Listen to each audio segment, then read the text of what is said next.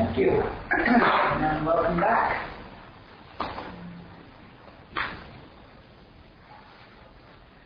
We're almost 2/3 of the way through the principles.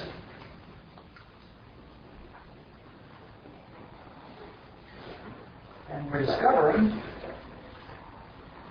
which pleases me greatly, that most of us really understand the principles. And I think it's phenomenal to have a group of 10 or 15 or 20 or more people who understand the 20, who know what the 25 principles that make up the infinite way, that underlie the infinite way mean. To have a good and complete understanding of all the principles that Joel lists as important for the infinite way. So I was very happy with the class last Monday, which I thought was really high. And very pleased that we seem to have gotten a lot out of going through this thing. So let's start again. Are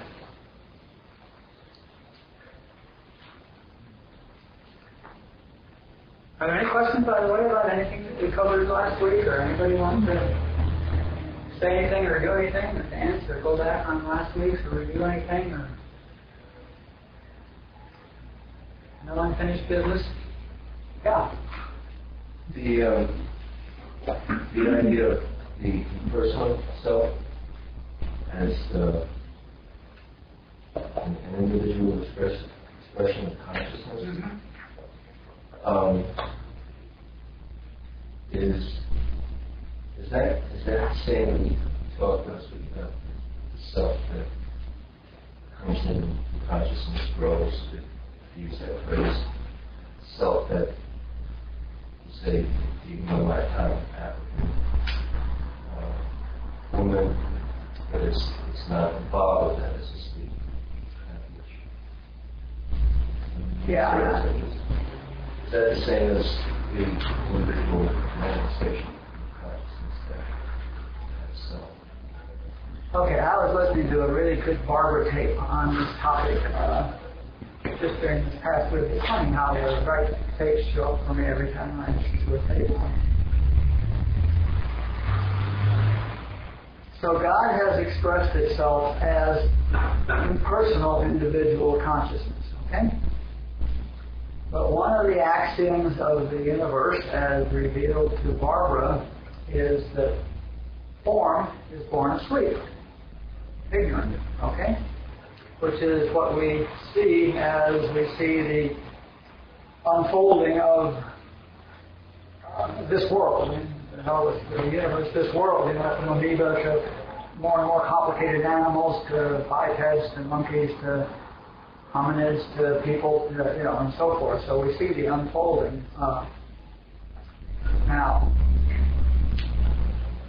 the individual consciousness that God is created at, so let's call God self, capital S, okay? Let's call the impersonal individual consciousness that God is expressed as, we'll call that myself, capital S. That's the impersonal self, okay? But that fell asleep in the second creation in Genesis. That fell asleep and is waking up, okay? And that's this personal sense of self. It's the personal sense of self that doesn't truly exist. I mean, it's the ego sense. It's the ego that's developing, and it goes through the material phase and into the mental phase and into the mystical phase and expands in consciousness until it realizes itself. And all that process is called waking up. Is that the watcher? The personal sense of self? Well, the personal sense at some point becomes the watcher. And when it starts out, it's totally asleep and ignorant. The prodigal son on the way out, living in a totally material consciousness with no awareness of who he is at all. And it's that, if we take that myself, personal self, and see it, that doesn't quite work that well either, but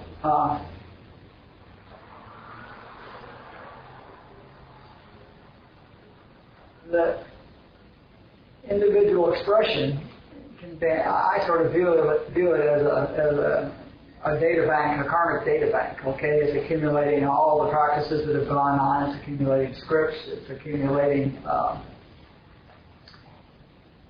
learning spiritual truths and learning spiritual falsities, and it's accumulating all this data as it progresses. And the fact that that karmic data bank gets passed forward from personal self to personal self is why we can grow spiritually from lifetime to lifetime. Okay.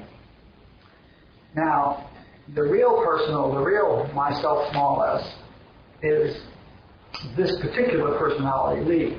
This particular personality is brought in a data bank with it from myself, capital S. And that all makes sense. The only thing that's a little bit wishy-washy here is that, in fact, there's like myself, capital S, there's like two versions of that. There's the reality of the spiritual being, and there's the form that in mind. Okay? So there's the spiritual being, myself, the true impersonal expression of God as myself, capital S.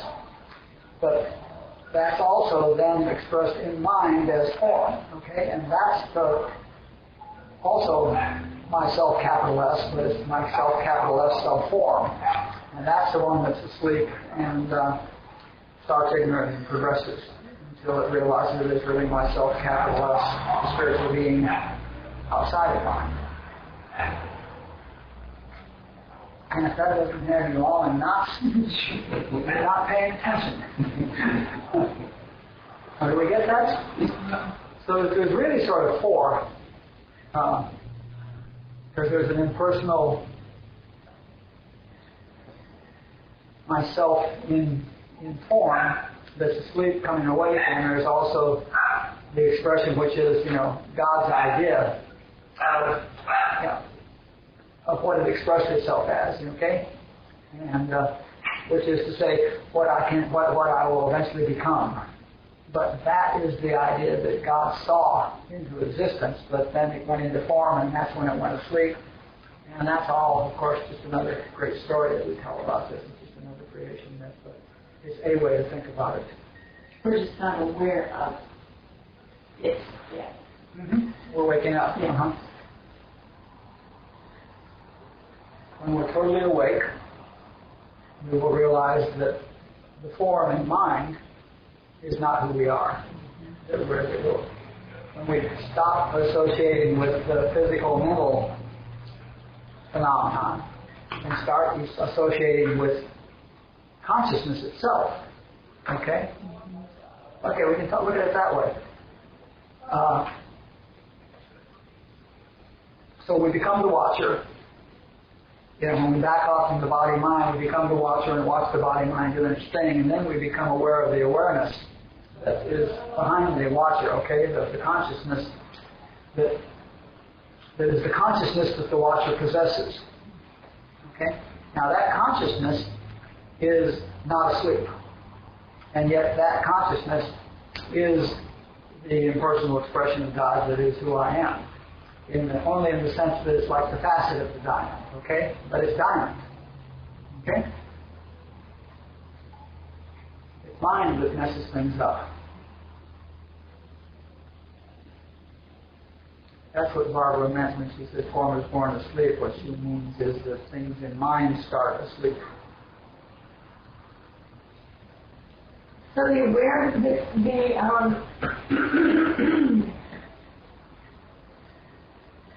the awareness itself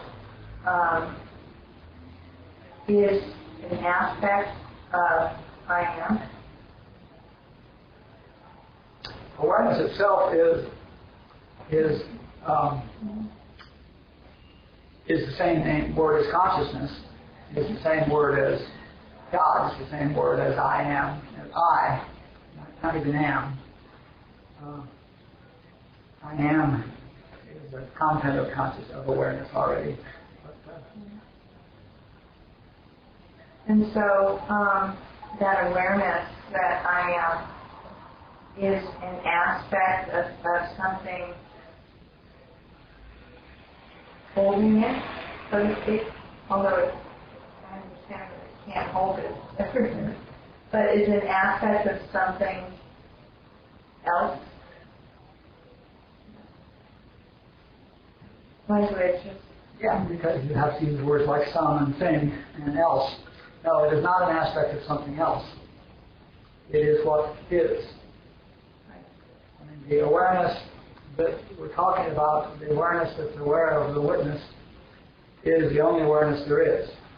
And when I am aware that I'm a witness, and when you are aware that you are a witness, it's the identical, unique, single soul, one awareness. Okay?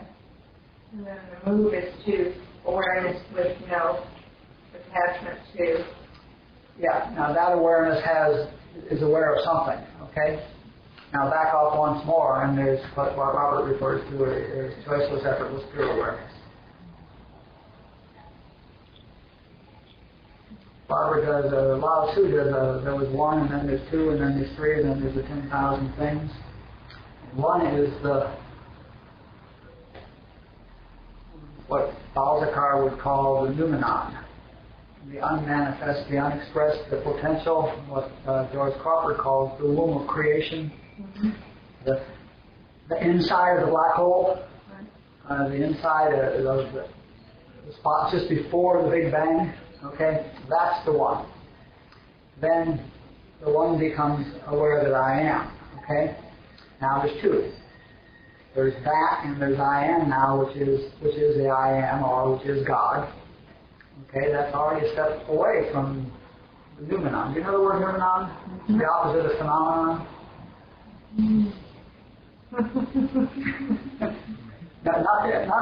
It's not phenomenon, okay? It's everything that is not phenomenon, okay? Balzac uses that word. It's a good word. All right, so then there's two. And from two came three. Three is mind. The ability to form. And from mind came the 10,000 things, which is really the 10 gazillion things. Okay?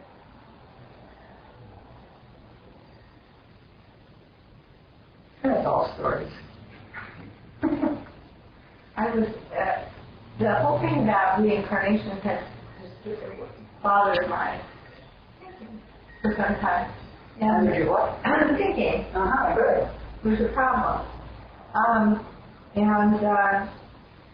then the whole thing about, people coming in at the exact same level really irritated me. Like, who said that? And where did that come from? And how do you know you know? And then, it's just God that, awareness is becoming, the form is becoming more aware of itself, and how could it not come in at that level? And then what would it not come into? How could it not happen? It was more helpful not to have to believe that. The fact is that the awareness is increasing. The awareness or waking up is easier to talk about it when we're waking up, okay? And when you leave, you're at a certain amount of awakeness, okay? Now, before you come in, there may be a period of time, and during that time you can do work too, so you can grow there. You may come in at a different level, but if you come in higher than where you went out, it's because you did some work while you were out. Because, you're there, it's you. You can say that, I go out at a given level, and all right, so now I'm out, okay? But out doesn't mean anything. Out just means the body's dropped, right? Nothing else has happened. That's nonsense. Here's the consciousness. All that's happened is the body's dropped, okay? So, how can it not be? It's what it is. It's like I take off a shoe. And it doesn't change who I am, right? So I just drop the body, and there I am. And now I either grow or don't, either outside or before I come in or come back in or whatever, But if I do reincarnate, I will reincarnate into a situation which is, as Hawkins would say, compatible with the consciousness level that I'm at. He's got this levels of consciousness, these functional levels of consciousness, and whatever level I'm at, I will reincarnate at a level that's consistent with that, because I need to see what my level of consciousness pictures as. So if I'm a 190, which is pride, let's say, I don't know what his numbers are, let's say, or a 150, let's say I'm a 150, which is pride, I'll come into a place where I have a lot of opportunity to be pride. I'll probably have parents who are very proud of themselves or something like that, and I'll come into a place where I can see lots and lots of pride, because pride's where I am, and pride's what has to go. But people stay out forever, and they're still human. Whatever that means. I mean, there are people that are out on the astral planes, according to Hawkins. I have no personal experience about any of this, but according to Hawkins and lots of other people, Barbara and Joel and Dulcie, there are people out on the astral planes who are functioning at sub-200 levels of consciousness because there's no integrity. And integrity happens at 200, so. How does they know that? How does who know that? The people of conscious, they see that. Joel and Barbara have had direct experience with people who have been taken over by people on the astral planes, Hawkins had experience. I assume these people have all had experience. Knowledge is experience. I haven't. Taken over by people, what? Who are not wearing bodies. People on the astral plane. Coming in and possessing people, so to speak. I mean, they say that happens. I say I don't know anything about it. So you're saying these people are operating below 200 and they're not reincarnating, they're staying out there, so they have no, do they have no opportunity to increase that, or you're saying? I don't know. I mean, you're just asking me to retell stories that I have no experience with. All I'm saying is if the stories I've heard are true, the people that come in that possess people obviously don't have integrity. And if they don't have integrity, then if you believe Hawkins, they don't have a consciousness level of 200, which puts them at a very average human level of consciousness. So the people that are not wearing bodies, my only comment is that I can infer that the people who are not wearing bodies don't have to be high. I don't know what the rules are. Don't ask me who gets to stay out and who has to come back in. Well, I was listening to Osho the other day, and Osho even said that Buddha came into his body for a while. As he was the host and came in. Osho's body? Yeah. And Osho's story is that he was out for 750 years while he was waiting for the propitious moment and correct set of parents and everything like that to come back in to finish his work. So, but I don't know anything about that. No personal experience that I remember. I still didn't like it. Okay, let's cut through a few of these because we're going to get through them all this week and next week for sure. The next one is, there is no evil, no world mind, no mortal mind, and no human consciousness. What does that mean?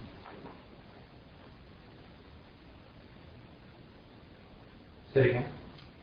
There is no evil, there's no world mind, there's no mortal mind, there's no human consciousness.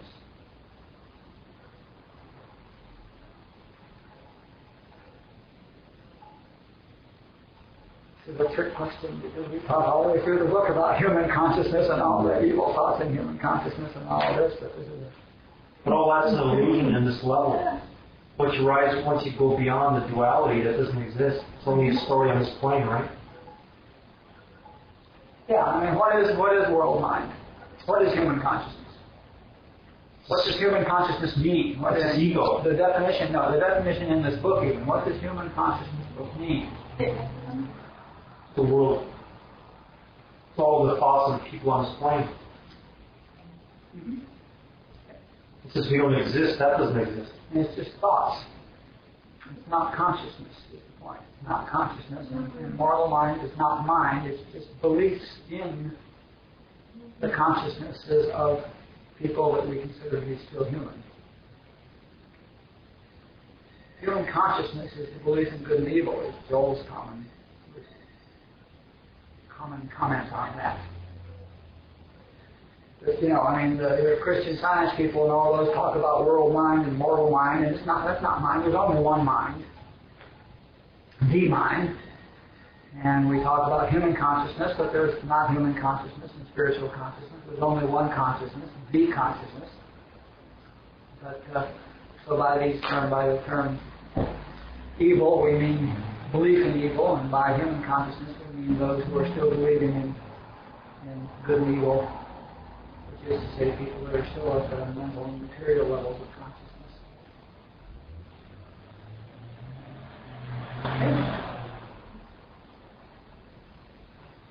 All right, error is impersonal. That's one of the basic principles of healing principles of the infinite way. What does that mean? Why is error impersonal? What does it mean when we say error is impersonal? And what does it mean for error to be? What would it mean if it were personal? It's who you are. Or it's what you're seeing. Okay, expand.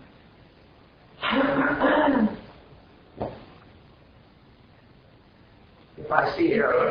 If I believe that there's error, then I'm going to see it. So it's done unto you as you believe.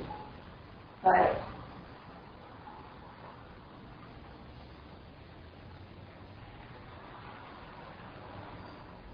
if I see you correctly, then I have a choice. Like, I can see you in error, or I can see you correctly. And so the whole idea of the healing principle, the healing consciousness, is that there is no error. I don't see that at all. I don't even. It's like it's nonsense. I don't even. It's like I don't even see it. So then I go over here. But where does the appearance of error come from? Here, in your mind. Your mind or my mind? You see me in error. Is it my mind that's accepted the universal belief in error, or your? No, it's my mind. Okay. Yeah. Or both. Yes. Certainly is a good way of looking at it.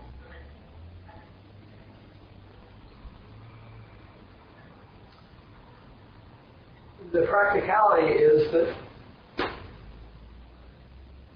we talk about, where does flu come from? Mm-hmm. Well, the universal human consciousness believes in flu, okay?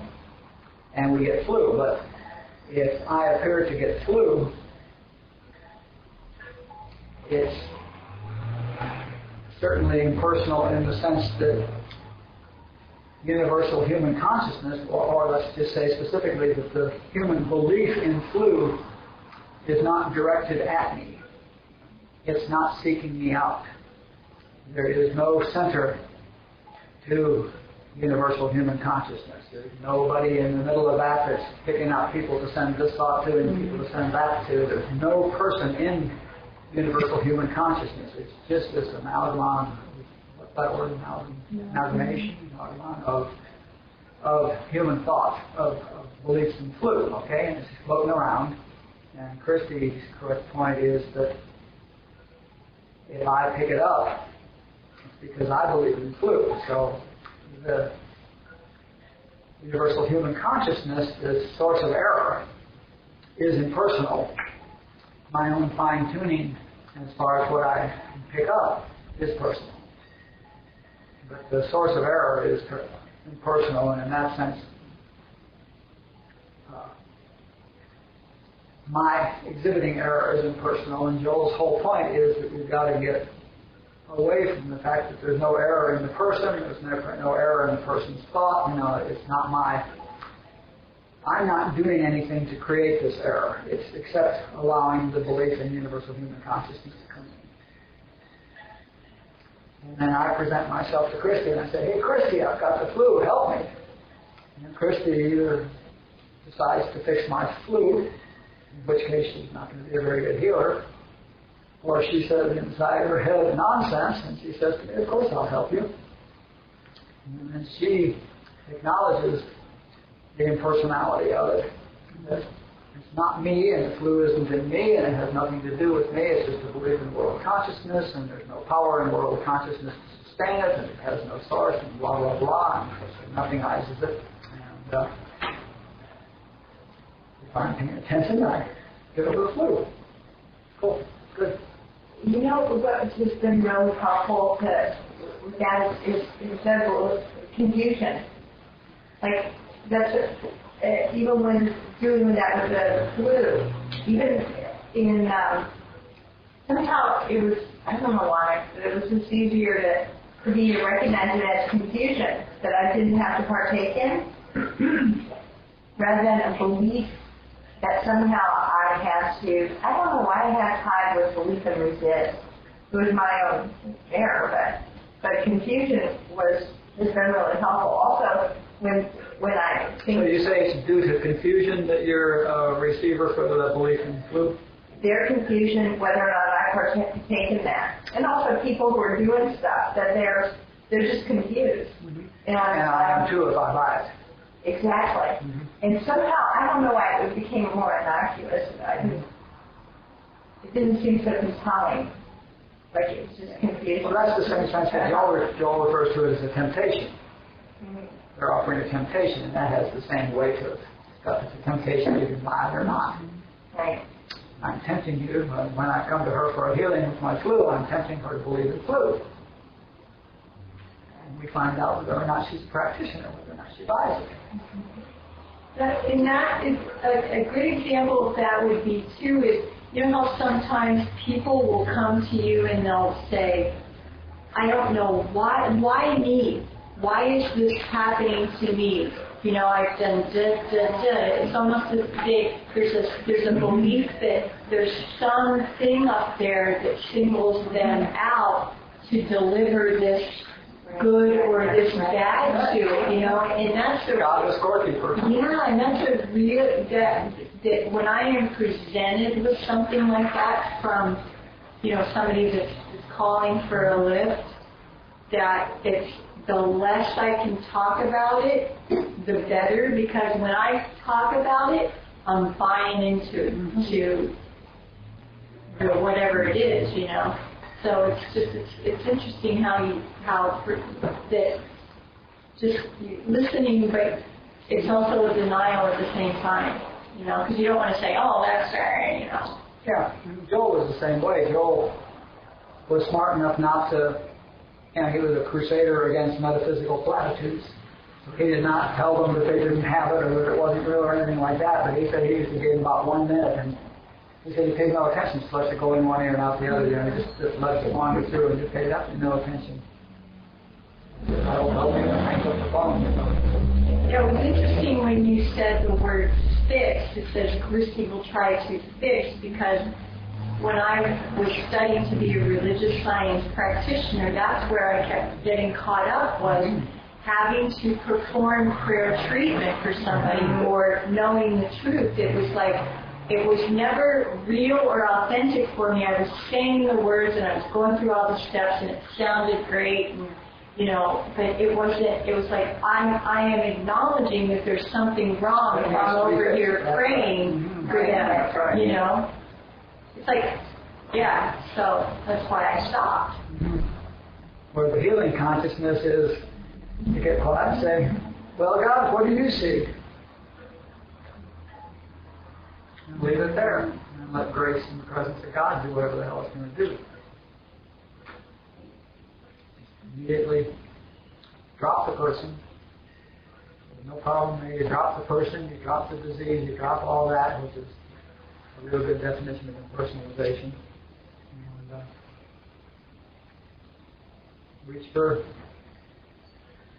the realization of the presence of God,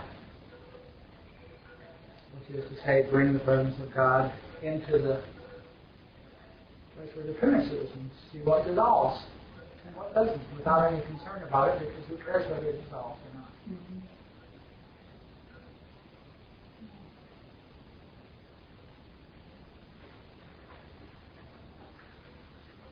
Okay, there's no such thing as personal evil, which is exactly the same thing.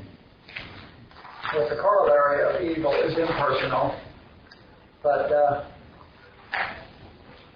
it's put here explicitly for a couple of good reasons.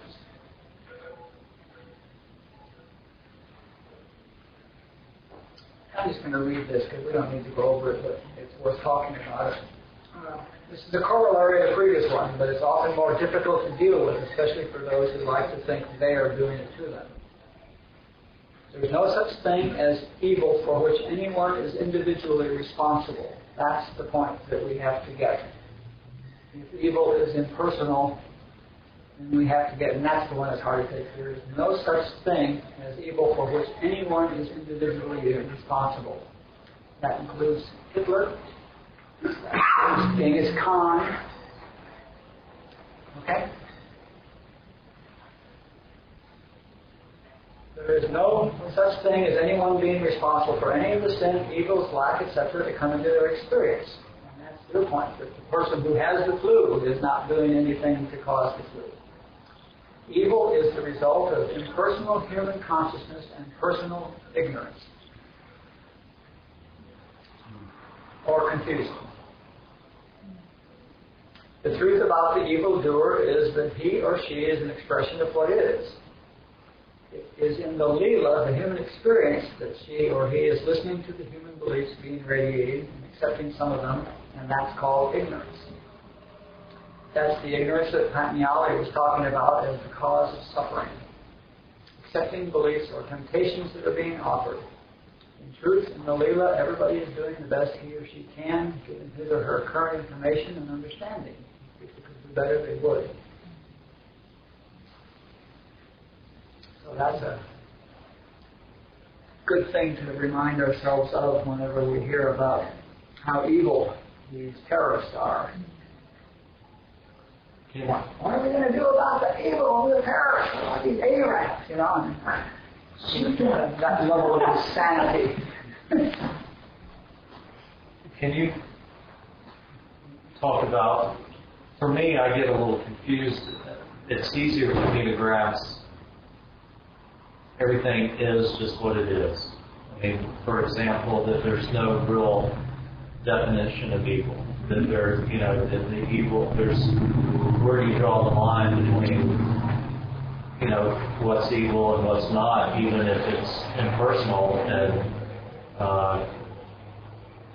that it all has to take place if we buy the game that this whole Leelaa is an unfoldment from ignorance to enlightenment, that everything is happening exactly the way it's supposed to happen. Oh, yeah. And evil is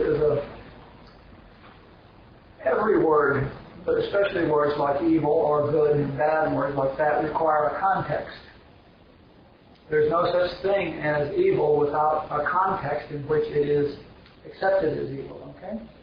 And that context may change dramatically, in which case what was evil becomes good. So if we look at somebody doing something evil, you have to look at the context in which that's considered evil.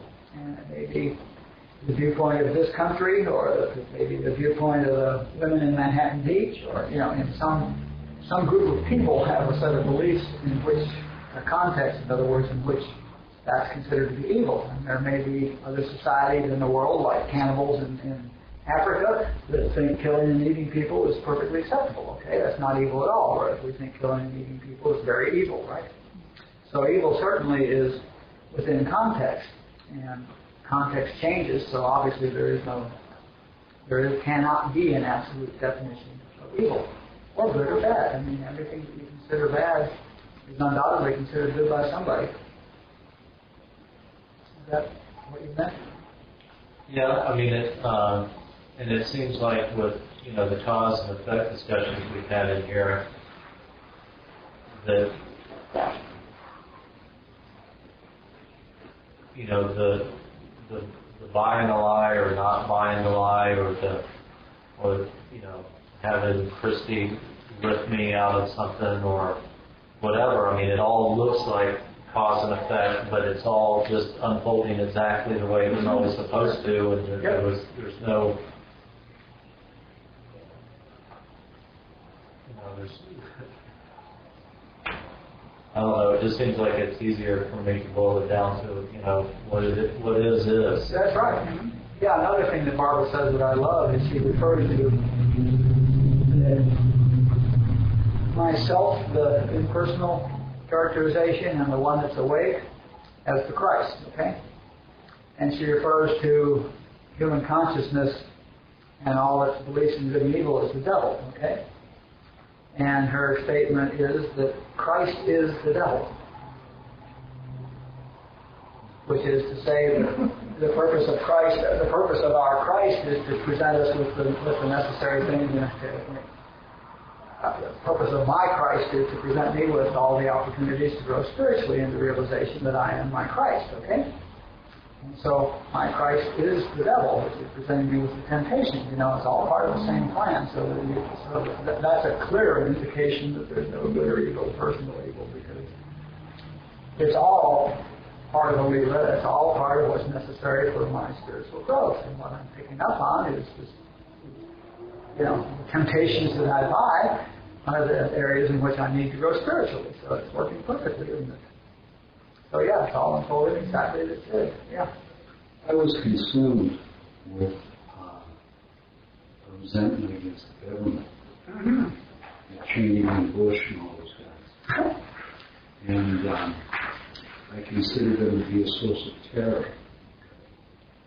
And what I was able to do, because I came to believe that I was as separate from what is as I was from the person that I hated the most, was I had to go and find out where I had been. What ended up coming out was where I'd been a terrorist. And with me, it had been with my daughter, the way that I screamed at her when she was a small child. And the minute I saw that, my resentment for all those people, because I was exactly the same as them, evaporated. I haven't been consumed by any thought of those people or what I used to feel about them, or any of the Al-Qaeda or any of those folks ever since. Well, all those people may not be consistent with my level of consciousness, but they certainly are not picturing of the consciousness of the country in which they live. In fact, I had a great discussion with Adele a couple of years ago about 4 years ago, I don't know when, she was concerned about which party was going to be elected president, that this one was really bad and that one was really good, and I said it makes absolutely no difference who gets elected president. Whoever gets elected president is going to manifest the conscious level of the United States of America. And one of them will do it one way and one of them will do it the other way, but all we're going to see is the consciousness of the United States of America expressed, and that's what we're seeing in Iran, and that's what we're seeing in Iraq, and that's what we're seeing everywhere, is the consciousness of those countries being expressed by their chosen leaders. We're seeing what they believe. I completely forgot about that.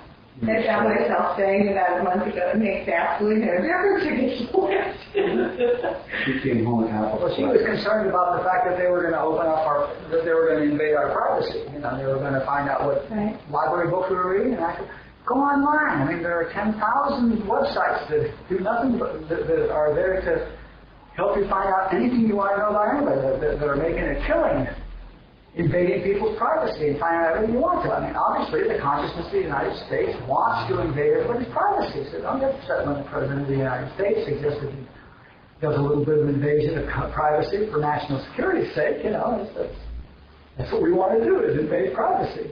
We want to say we don't want to invade privacy, but it wouldn't be a big business if there weren't people that wanted to. So, all nonsense. Yes. When Joel used the term Christ, what did he mean? How was he defining it? The same way as Barbara. Another way of saying it is it's interchangeable with Buddha mind. It's the consciousness that Jesus attained, full awareness of who he is, of who he really is. Okay? So the Christ is the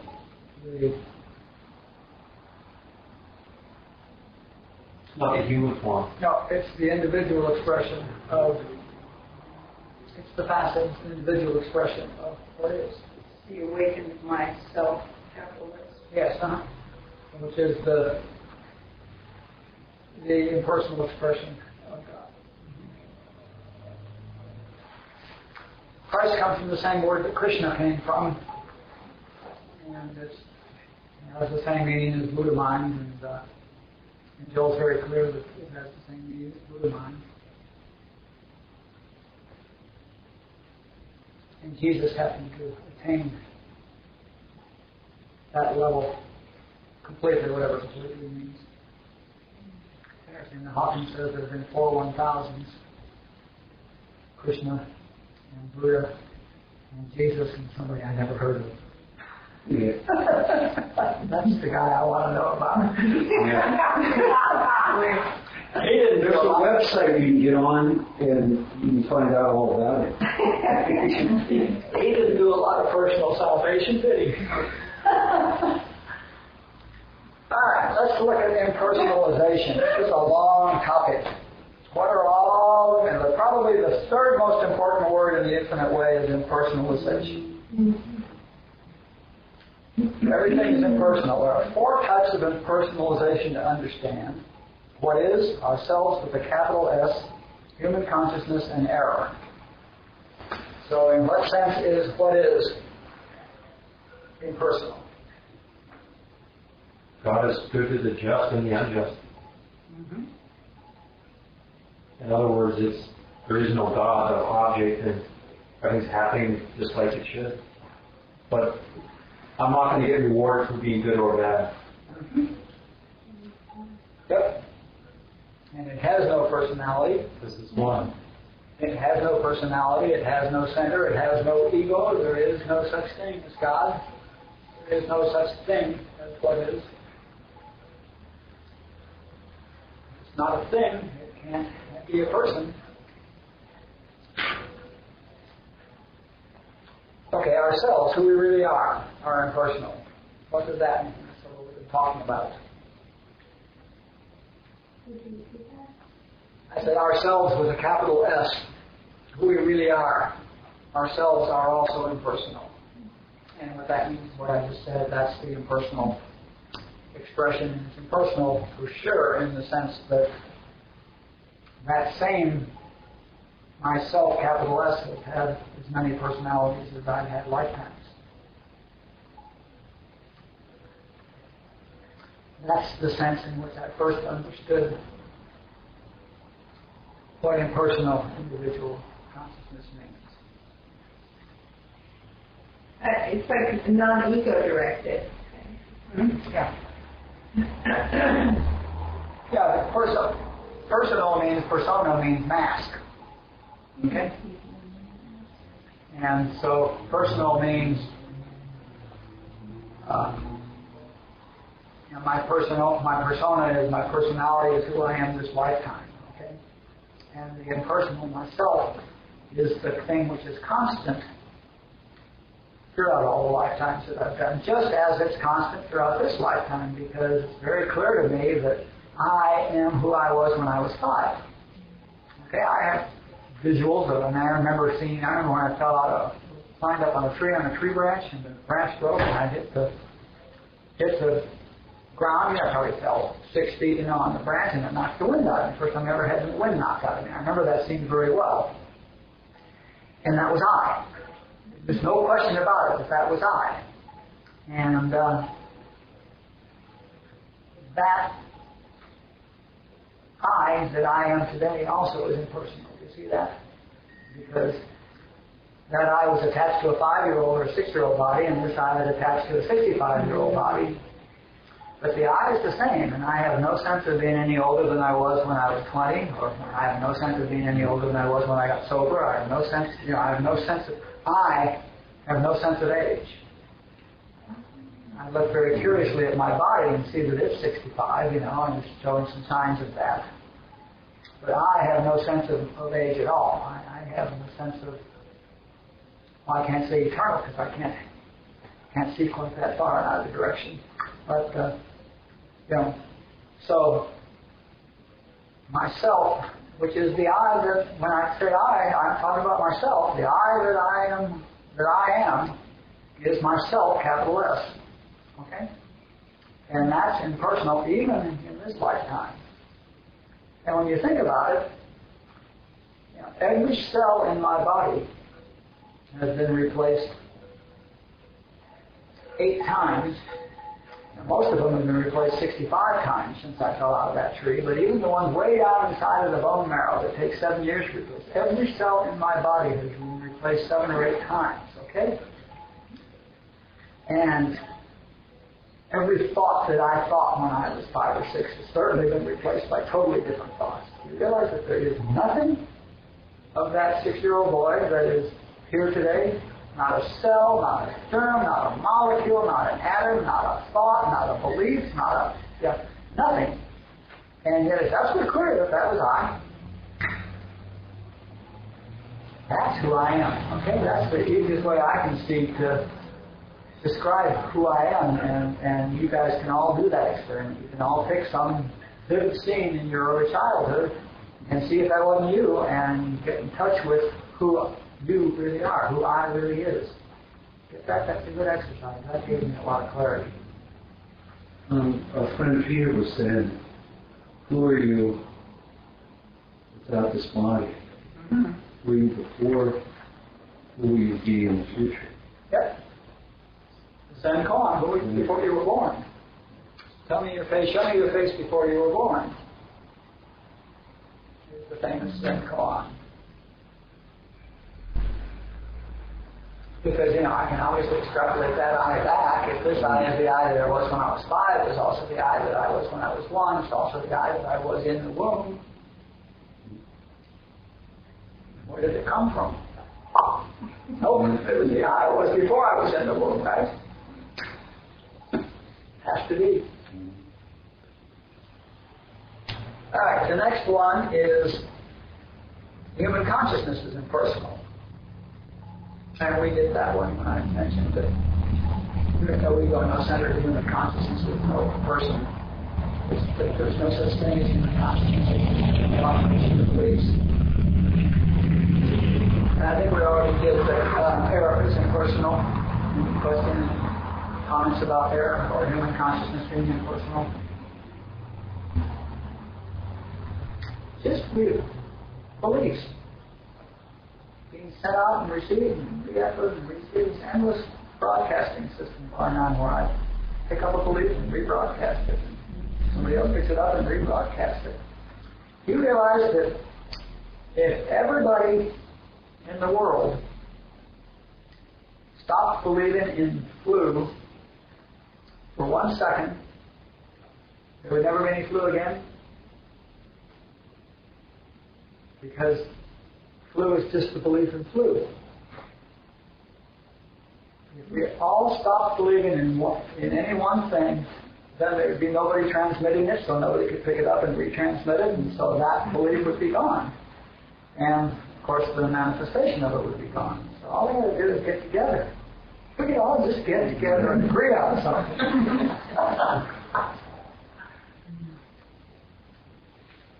Yeah, it would be really fun to watch what would happen if people, if they just stopped talking about it in whatever form or medium. What happens when you stop talking? And that means talking to yourself, too. Mm-hmm. Right, yeah. What's your problem when you stop talking about it? There's no such thing.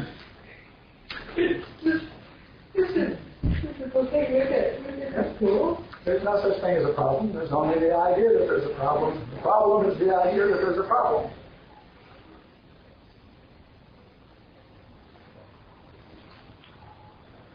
Okay, slightly different aspect. The nature of true prayer is silence. Why is that?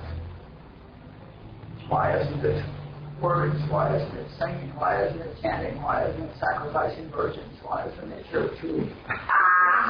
The virgin. Why is it silence? Why can the nature of true prayer not be anything except silence? Because it's asking for something, hoping for something. Asking for something or hoping for something, why can't that be prayer? That's what most people think prayer is. Why isn't that prayer? Because God doesn't do that. How do we know God doesn't do that? God's not an invitation. It's not in the usual world. Where is he? Nowhere. On the present. Everywhere.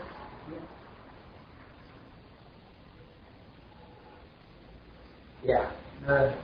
Asking for something has all sorts of implications.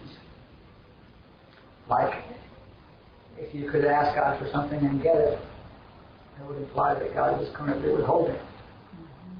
Or was unaware of need. Which either blows the hell out of omniscience, omnipotence, and omnipresence, or makes him rather capricious.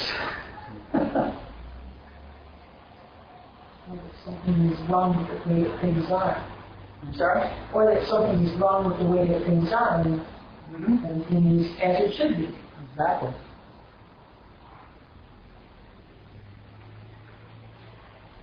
Yeah, it's true. How do religions that espouse this omnipotence also develop this concept of asking? There's definitely no requirement for logical consistency in religion. It's a really bizarre, it's a very bizarre thing once I said it in there. It really is. Yeah, I talk about that a lot back here in chapter 2 and 3, the whole ridiculous, chapter 1 even, the whole ridiculous thing. The things we have to dump out is the idea of prayer and how absurd it is to pray for something. That's what you do, you just dump out the things that are inconsistent. Here.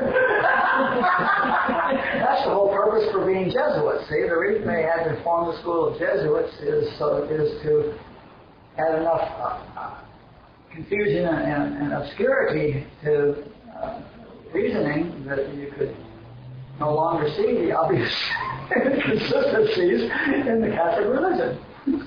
Which is to say that we ask God for something, ask an omniscient, omnipotent, and omnipresent God for something. Loving God, too, by the way, a God who's loving.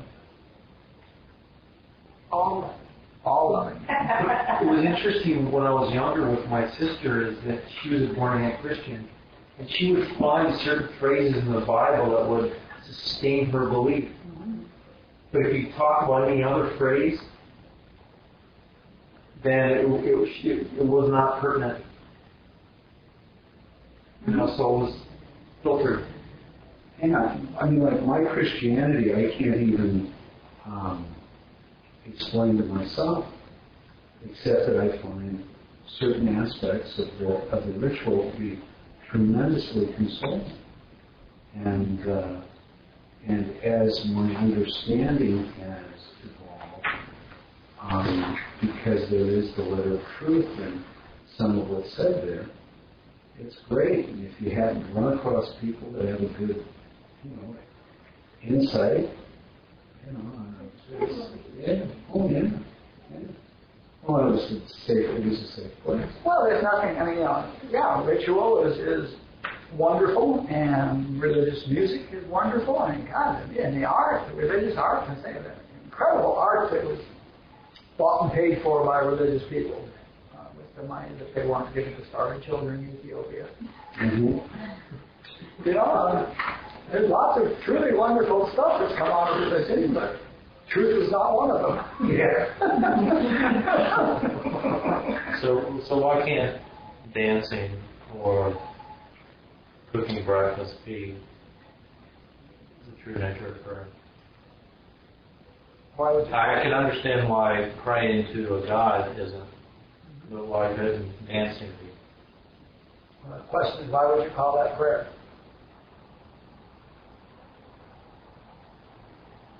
Well, it depends on what your definition of prayer is. Yes, exactly.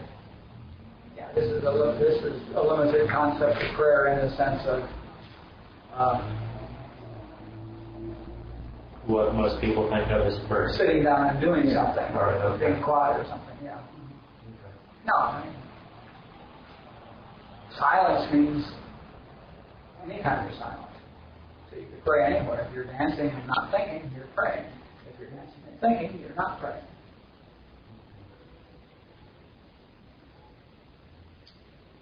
We'll allow you to sing while you're dancing as long as it's mindlessly.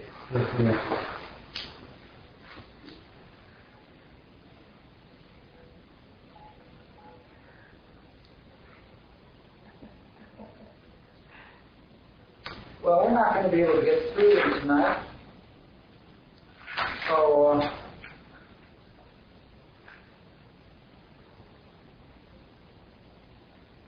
let's do one more. And that sort of brings us to a nice place, and we'll leave the last few for next week, so we can have another excuse to meet.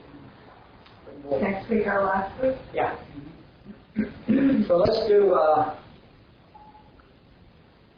an illumined consciousness does not love, hate, fear, or desire anything.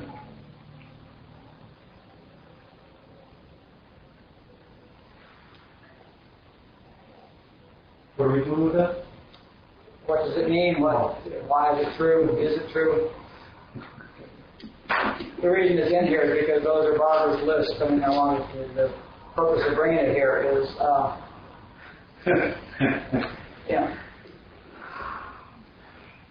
the opposite statement is perhaps more enlightening. A consciousness which loves, hates, fears, or desires is not illumined. Yes. Mind. Huh? Yeah. Illumined mind. That's a Belief in content and values and wants and clearly it has a concept, a human concept. Love, by the way, is in the human sense of love.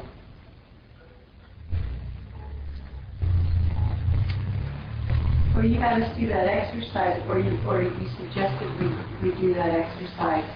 I'll break down your everything you love, everything you hate, everything you desire, everything you fear. Yeah, that's how you do those lists. Yeah. Did you do that this time with the book? We did that in the very beginning. Yeah, I know we did it last year. Did we do it this year? Good. That's the beginning. Make a list of everything you love, everything you hate, everything you fear, everything you desire. And you now have, assuming the lists are complete, a list of everything that has to go if you want to wake up. Those are your chains to your humanhood.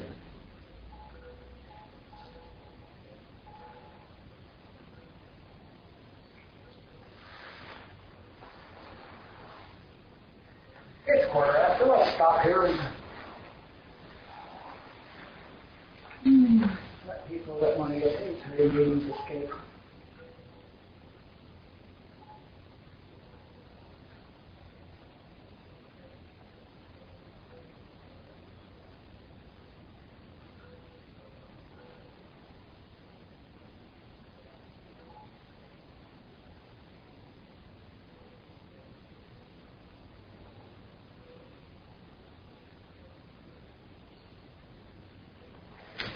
Okay, I love you all. Thanks for coming.